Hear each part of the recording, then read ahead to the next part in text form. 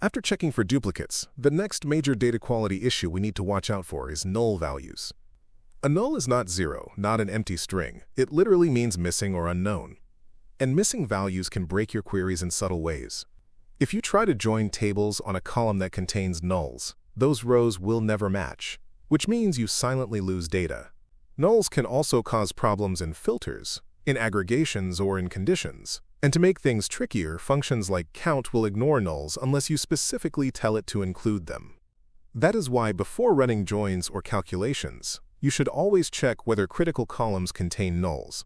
The way to check for them is simple. Use a where clause with is null to return all rows that are missing a value in that column, or use count with is null to see how many records are affected.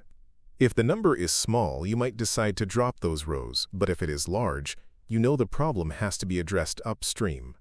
This step is not about making the data perfect on your own. It is about being aware of where gaps exist so you do not build analysis on missing foundations.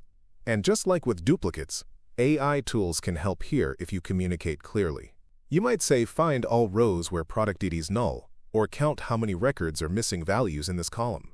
You can also tell AI whether you want to ignore nulls or include them in an aggregation. And if nulls appear in join keys, you should explicitly ask AI to exclude those rows.